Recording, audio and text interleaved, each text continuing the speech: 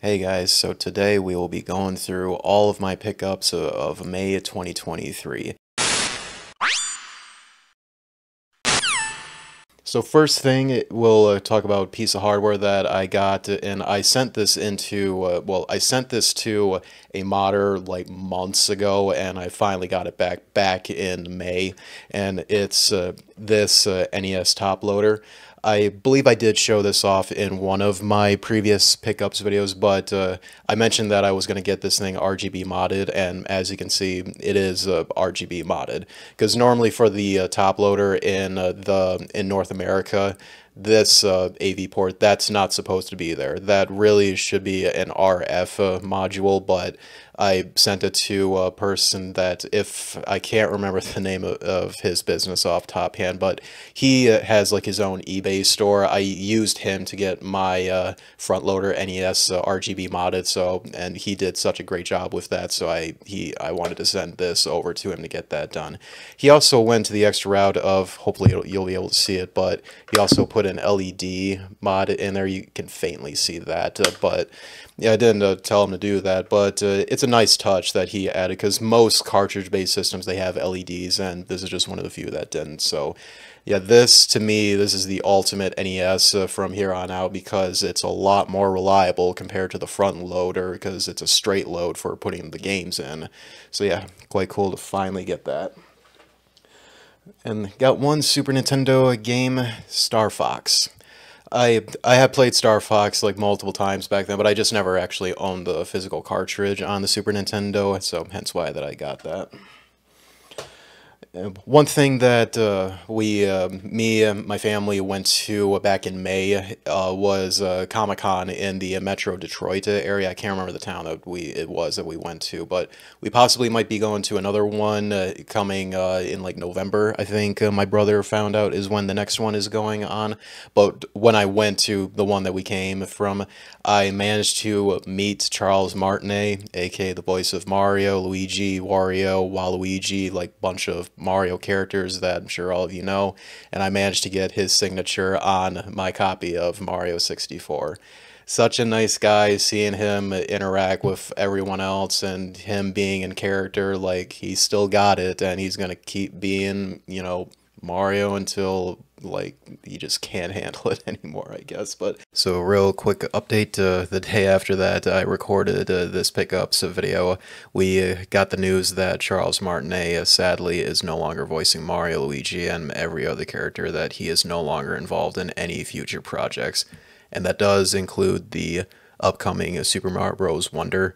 So it is going to be really interesting to see what a person is going to be replacing him, if he's just really just going to try to mimic Charles' voice, because like his voice is just obviously very, very iconic with the character, that it'll be very difficult to replace him. So thanks for all the sweet memories, Charles, and you will be missed, but hey, he's still going to be attending like any events to like still, spread the love and like the memories of him and the character. So yeah, just wanted to put that out there. Yeah, that was super cool. Finally, like, met a celebrity like that in person, and this is like the first signature I ever got for like a video game celebrity, you could say, and quite a good one to start out with. So hopefully for like the next convention or of anything where they got celebrities like that, I hope I can meet David Hayter. But hey, for now, that's a really cool one to go and see.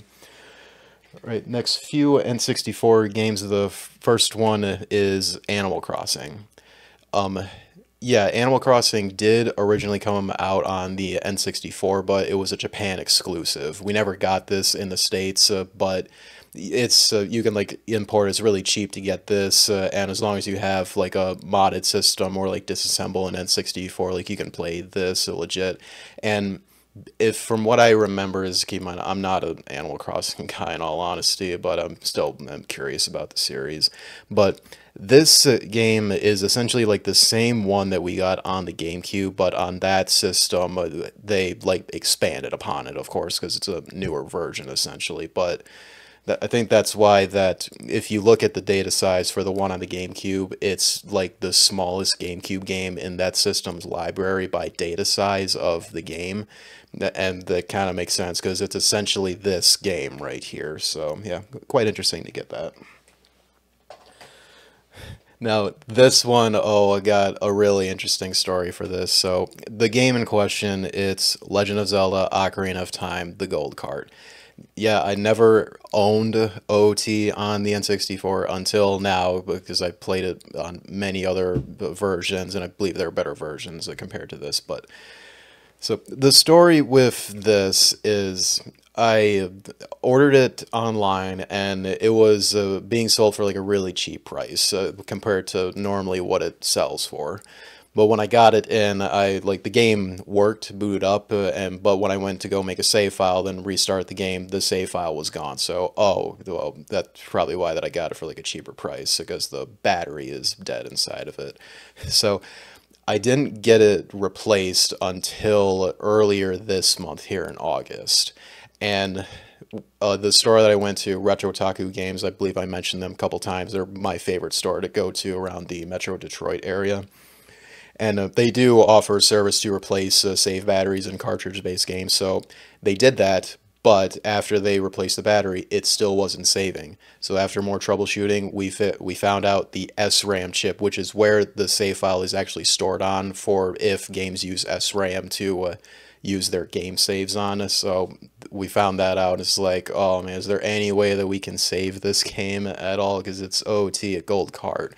So we did some research and we found out that there is one other N64 game that has the same model SRAM chip that OOT has, and the game in question is a Ken Griffey Jr., a garbage baseball game. So they desoldered off the SRAM chip and they replaced it with the one in OOT, and I have like the original chip right here. It was in OOT, but this is faulty right here. So after we got it swapped out, then we started up the game, it still worked, created a save file, restart the game, and the save file was still there. And for the laughs, we named the save file KGJ, Ken Griffey Jr., because it's from that garbage sports game. So yeah, thank God we managed to save this game here that we had to sadly sacrifice a sports game, but nobody's going to care about that. But nonetheless, I'm going to keep that save file of KGJ on here because, hey, that's history for this copy right here. Alright, next stack, some PS1 games. First one is a Fear Effect. This is what looks to be a Resident Evil clone made by Eidos. They were the ones that made the Tomb Raider games, the original Tomb Raider games on the PS1 during this generation. And just, I remember like seeing clips of it online, and from what I remember, I think this was meant to be a Resident Evil clone, so yeah, hopefully it turns out pretty good. Next one, this is definitely a Resident Evil clone, it's Galerians. Galerians is one of the more well-known hidden gem survival horror games on the system. You play as this young kid, and he wakes up in a hospital, and he has like telekinesis or psychic powers, that kind of thing. And you gotta basically escape from like the hospital that you've woken up in, and he like I believe like he like remembers. Like he starts getting his memory back from because he's suffering amnesia, obviously. And if you've like seen the game, like the gameplay is straight up like Resident Evil for fixed camera angles and whatnot. The game is 4 discs long too because they put a lot of cutscenes. There's like FMV cutscenes in it. That I love the back here that says over 50 hours of reality warping gameplay plus over 70 minutes of stunning cinematics that propel the griping story. Even though you like search up online like how long does it take to beat this game, it's like 4 or 5 hours if I remember. So yeah, that's a complete lie right there to put on the back, but nonetheless the game still looks pretty interesting. That look forward to trying it out. Then 2 3DS games. First one is Fire Emblem Fates Birthright. This is the last Fire Emblem game I needed to get on the 3DS, so I now have Awakening, Conquest, Birthright, as you see here. The Fate Special Edition. It's very, very expensive to get that nowadays. I'm glad I got it back when I did. And the Collector's Edition of Echoes, Shadows of Valentia as well. So pretty sweet to get this off the list to complete the series on the 3DS. And the next game, finally got a copy of this. It is Kid Icarus Uprising, the big box version. Kid Icarus Uprising, this was the third entry in this series. The first one was on the NES called Kid Icarus, and there was I guess like a sequel on the Game Boy. You would recognize this franchise from Smash Bros. More than likely, because the main character Pit, you see on the front cover, like that's where he originated from, was this series. And then they made a sequel on the 3DS, Uprising, and if I remember, this was made by oh, I forgot his name right now. The creator of Smash Bros. Like he made this game, like he was a big part of it. And this big box version, it comes with, if I remember, AR cards and a stand for the 3DS too, because I remember like some complaints for this game is because the way that the controls are, even if you have like the Circle Pro or a new 3DS, the controls are still not too friendly, that some people said that they like suffered some hand cramps of playing this game. So yeah, that's probably why they included the stand, is to help those people. And if that was the intention, you guys should have reconsidered the control scheme for this game. But nonetheless, it does look pretty fun though. Look forward to eventually playing it. Okay, next stack, got one Game Boy Advance game, kinda, but it was kind of like an accident after I got it in. But then again, it was like a really good price that I got this for. It's Super Mario Advance 4, Super Mario Bros. 3. So this is like a port of a Super Mario Bros. 3 onto the Game Boy Advance. So what I meant, why I said that this was like an accident, I saw this pop up in my inbox from a price charting saying like, hey, this is being like sold for way below its market value. And because I saw like it had all the contents inside of it, it was essentially a complete copy, like, oh, how could I not get that? So when I got it in, and when I was like unboxing to make sure everything was there, then I realized the game itself is not in here.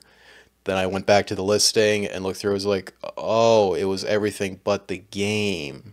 That makes sense why it was super cheap then. So, whoops, yeah, shouldn't have jumped the gun on that though. But when I compared like what I spent and what eventually I'll pick up a loose card for this game, like I'm still like saving money if I had just like bought this as a legit complete copy. So, yeah, have everything but the game for this here. So eventually I'll get the loose card for it. A few GameCube games here. This first one, this is really special for the system overall. It is Xenocrisis by Bitmap Bureau. This is an independently made game for the GameCube. You guys may recognize this game. It's available on like all modern platforms these days. It's on the N64, the Genesis, the Dreamcast, the PC, and then all the other modern platforms, the Switch. And this is significant because this is the first indie release for the GameCube. Normally that wouldn't be possible because first off, it's questionable is how they managed to get the discs to print the game on for the GameCube, because we all know they use the miniature sized discs for the system. And on top of that, like in order to play this on an actual GameCube, you need to have a modded system in order to play it. It's not like the Dreamcast where anybody can make their own game for it and they can print it on a specific disc and you can put it into any like stock Dreamcast and it'll work. This is an exception that you do need a modded system in order to play this here, but nonetheless, major props to Bitmap Bureau for making this, and hopefully this is a sign for things to come for the GameCube, because if we can get more indie releases like this, that is so awesome right there, because GameCube, such an underrated system that deserves more love. So if you can handle the prices of some of the games these days. Alright, next one is Resident Evil. This is the remake of the first Resident Evil game on the PS1, and this is how this originally released. I was kind of surprised of seeing like how many people thought that when this was ported to current systems on like the PS4, Xbox One, and the at the time the previous gen systems, that they thought like that was the first release of this game. No, this was a GameCube game originally. That explains why like this game like didn't do that well on the system, because like no, because you know nobody bought GameCubes back then, so we all had PlayStation 2s. But this is still one of the best survival horror games ever, let alone like one of the best Resident Evil games ever, but this still holds up as one of the best survival horror games of all time. If you haven't played it, even if you're not a Resident Evil fan, but you do like horror games, like you gotta try this game. It's still very, very good. And last one, speaking of Resident Evil, we got Resident Evil 2 on the GameCube. I would say this is the best version of Resident Evil 2 that you can play. The next one would probably be the Dreamcast version. Really, you could like swap between these two versions, and like they're all both probably like the best versions to play of it. But wanted to get the GameCube version because it found it for like a good deal at Retro Otaku Games, so I just jumped on that. All right, next stack, couple PS4 games. First one being The Evil Within 2. I did play this game on a PC back when it first came out. I did like the first game, but felt like it was disappointing in some regards, but still was very curious about the second game. And this game is much better than the first one overall. Though I haven't played it since like it first came out years ago, so I do look forward to eventually playing it again and going for 100% on it too. If you haven't played it, but if you played the first game and you didn't like it much, I do recommend you try this one, as this game improved on almost everything from the first game. All right, next game is Uncharted, the Nathan Drake Collection. I did have this back then, but I don't know what happened to my copy, honestly, so just saw it in Retro Otaku and decided to get it once again. The next game is Until Dawn. Pretty well known PS4 exclusive that they still haven't brought over to like any other platform. It is still exclusive to the system. That it you play as, I shouldn't say you play, you're basically guiding like all these like young teenagers in like this house, and you got to make sure like they survive. Kind of similar to like how Night Trap was, but you know it's more than one character you're trying to protect, and it's not cheesy stuff at all. Like they did take the time to make it, you know, like a pretty freaky story overall. So if you haven't played Until Dawn, do give it a shot. It's still a pretty good playthrough. This next one, I did also have this back then, but I just don't know what happened to my copy.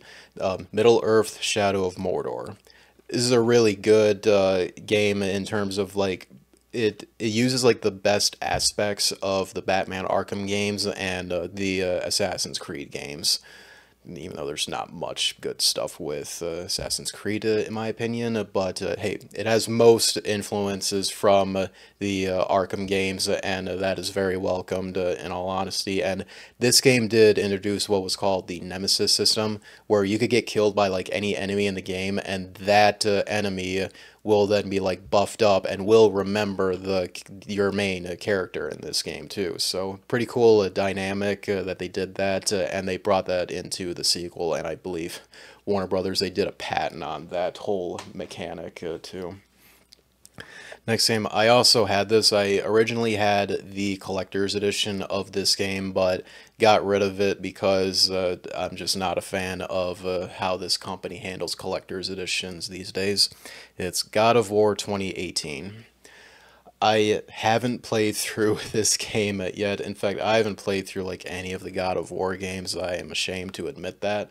But nonetheless, whenever I get the chance to play through the whole series, I do look forward to doing that, though.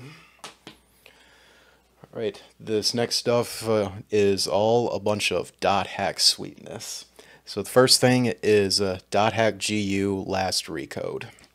This is a remaster of the GU trilogy on the PS2. It also included a fourth volume that it's not as long as the first three volumes of the GU games, but nonetheless it was pretty welcomed. I would say this is the better dot hack game series to play. The prior to this was the IMOQ games, which those are really dated compared to this. But yeah, if you haven't played the GU games, like absolutely do so. And this is the best way to play because this game overall is just very cheap still. Right, these next few things, they're not like games, but hey, they're based on the same like franchise. And this first thing is Dot Hack Roots. This is an anime adaptation of GU, if I recall. I don't know if it's like a direct adaptation of the GU games, but it's based on the same like timeline essentially. Just saw it for like very good price online, so had to jump on that.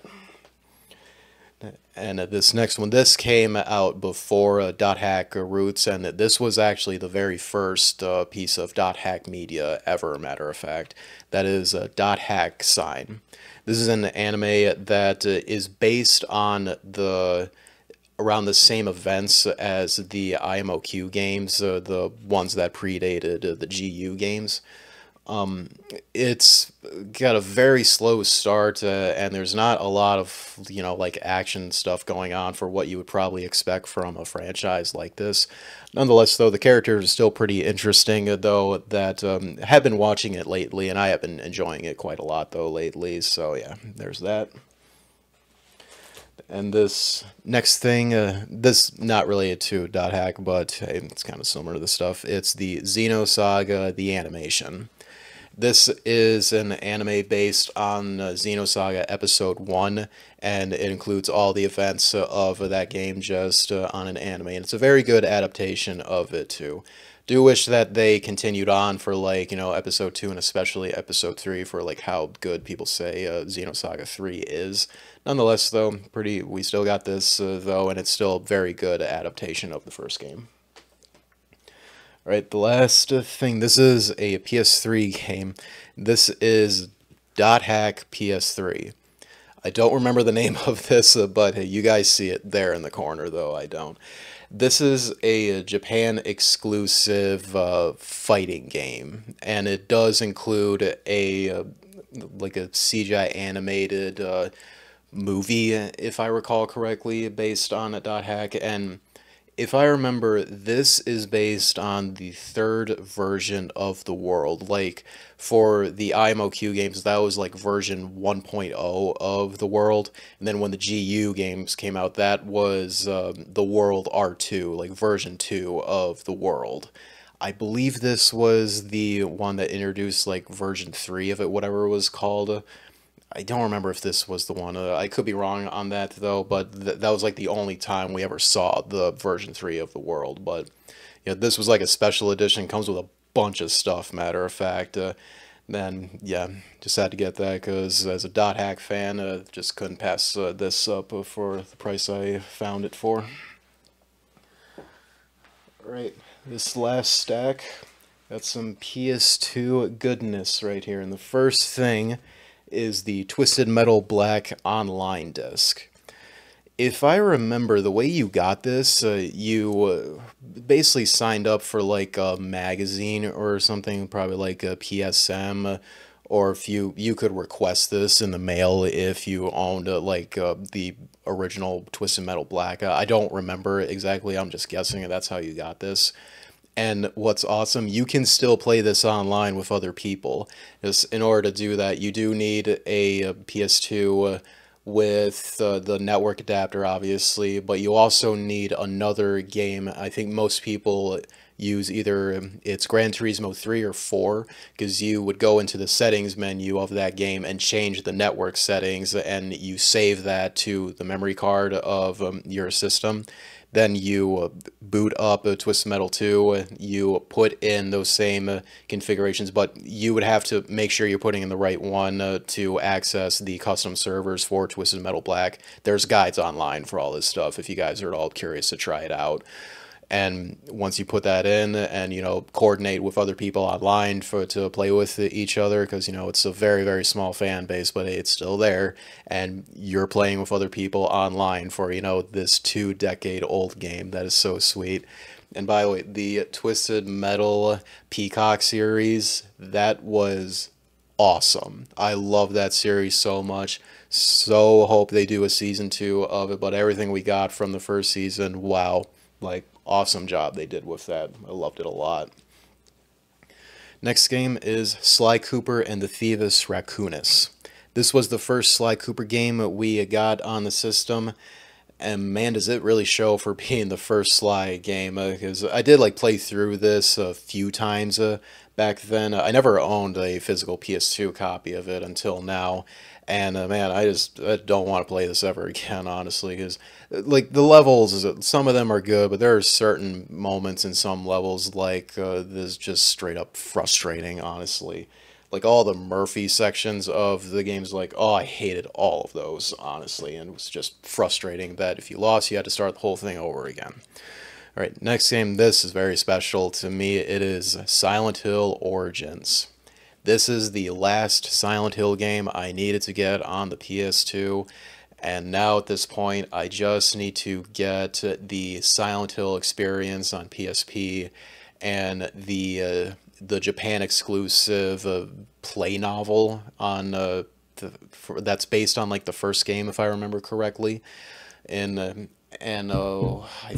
believe that's all I need to complete this series. Is I have oh, and Book of Memories on the Vita too. That disgusting piece of garbage game, but nonetheless, very happy to get this copy, and it's a pretty good shape overall too. Glad to have got it in this condition. So yeah. There's that, finally nearly completing the series, that just itching away at it. Right, next thing, this is a pretty interesting release. It's the Resident Evil The Essentials. This is a collection of Resident Evil 4, Resident Evil Code Veronica X, and Resident Evil Outbreak. It's just like one of the few like triple game releases on the PS2 that released in like a big box like this, and it has like, you know, standard game cases inside. Resident Evil 4, what else can I say about that? Code Veronica X, really the real Resident Evil 3, if you ask me. And Resident Evil Outbreak, a game that was super ahead of its time, that it was an online multiplayer co-op survival horror game. It's still possible to play that online with others as well, but you need the Japanese version of the game, if I recall correctly, because fans have access to like the Japanese servers and they don't for like any other region, hence why that you need the Japanese version. If I remember, that's why that's the case. But nonetheless, very cool to get this. And the last thing, this is very special to me, and I'm in like a small demographic for this game. So there is a European and Japanese exclusive PS2 game that it never came to the States. It should have, and it's really weird it never did, given the nature of this game. And if I have like mentioned it before, but in the States, I live in Michigan, and I've grown up here all my life, and the fact this game was made and it's kind of based on Michigan. If you guys know about it, you definitely know what it is. But the game in question, it's Michigan Report from Hell. This is a survival horror game made by Suda51. Like, he was one of the lead creators of this game. And yeah, it never came out in the United States, only in Europe and Japan, despite the name and setting of this game. Though this doesn't take place in Michigan, it actually takes place in Chicago. Just where the Michigan part comes from is like the thing that originates, like what's going on in this game was something that crashed into Lake Michigan, essentially, which borders on, you know, Chicago, Illinois. So yeah, very interesting. This was ever made, and in Europe, this is one of the most valuable games on the system. I saw it for a good price. This is the French version, if I recall. It's not like the English UK version, but I didn't care though, because you can still play like the English version with this copy. Either way though. And I just wanted to have like any copy of this game, the European version specifically, because I just love that cover art right there. It, to me, that looks really sick. And sadly, this game is not good at all. It's a first-person view horror game where you have to protect the reporters that you'll see that you come across, and it's very limiting for what you can do with that anyways. Like, even people argue, like, this is barely qualifies as a game, truth be told. But it's very rare and expensive, like I said, whether if you're in Europe or in the States especially, it's very expensive. And but what makes this game sweet, though, is it has one of the worst voice acting I have ever heard in any game, period. Probably as bad as Resident Evil 1 in some regard, but it's so bad and so hilarious at the same time that it's worth playing through this game, just for that, if you ask me. So yeah, glad to finally get a game based on my home state, and will definitely be a treasure in my collection. So that will do it for this month's pickups, guys. Hope you enjoyed it. And if you haven't already, please like this video, share it with your friends, and do subscribe for more content like this in the future. Until then, guys, I will see you next time.